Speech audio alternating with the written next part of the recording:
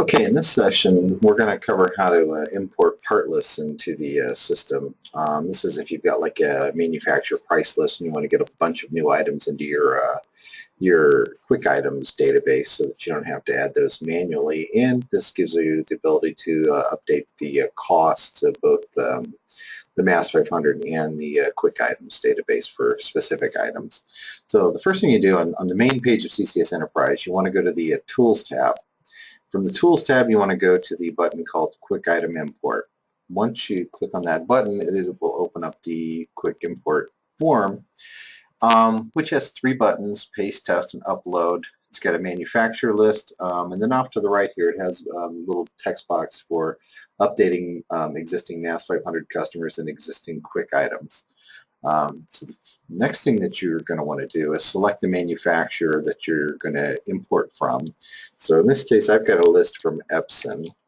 So I'm going to grab Epson in there, and then I'll go to the spreadsheet that I have. And right now I've got on this page a spreadsheet from Epson. And on that spreadsheet, one of the things that you really want to make sure you do is you want to clean the file. The data on the file. What I mean by that is when you copy something from Excel, you need to get rid of all of the commas. So to do that, what you can do is you can highlight the entire data section and hit, I use Control H. You can also do Find and Replace. So if you hit Control H after you've highlighted that area, you can say find, I'm going to put comma and replace it with, I'm going to put a space. And so I'm going to hit replace all, and it's going to go out, and if it finds any commas, it's going to replace them and tell you how many that it replaced. So that'll go and find all the commas and replace them with zeros.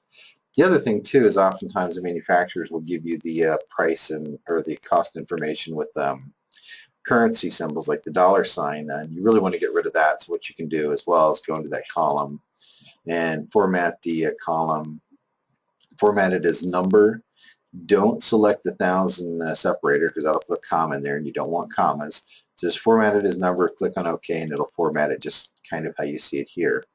Now the last step to kind of cleaning a spreadsheet is manufacturers oftentimes in their description column have a lot of hidden characters that will really mess with data, like return signs that will cause the data to want to do returns, and when you do copy paste that does some really bad stuff. So one thing you can do is insert create an empty column here, and you can use the Excel clean function, which is just equal clean, and then you select the cell that you want to have it clean, which is the cell here, and that will take the data from that cell and it will clean it, and it will get rid of all of the hidden bad stuff like return signs. So I'm going to copy that down, which you can do in Excel when you have a cell highlighted. You can double click on the little fill handle here. That copies it down, and then I'm also going to want to copy it all the way up too because I want to fill it in for all these columns. So now I've got a clean version of my item description column. To make that, to get it out of formula form and get it into just a values form, you can right click, hit copy, right click, and under the paste options you hit the 1, 2, 3, which is for values, and you'll notice that it changed my formula into just value fields. Now it's all just the values, and so this column basically is a cleaner version of that column. So what I'm going to do here is I'm going to take the description title, paste it over, and then I can delete that column. Now I've got the columns that I need for my import.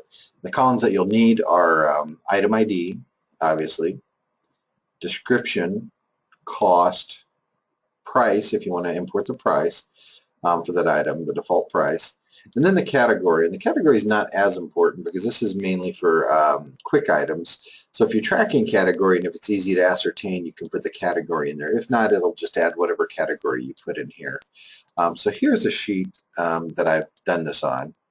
The next step that you're going to want to do once you've got your data sheet ready to go is highlight everything on the data sheet that you want to copy. Don't include the title columns. Just highlight the data. Select all of it, and right click and hit copy, or you can do Control C if that's the way you like to do it. And then click on the paste button, and that'll paste all of this into the grid here. Once it's in the grid, you'll want to test it. And testing, it's going to show you if you've got any errors. And common errors are ones that you'll see in both the item ID column and in the description column. For instance, if the description is longer than 100 characters, that'll show up in red.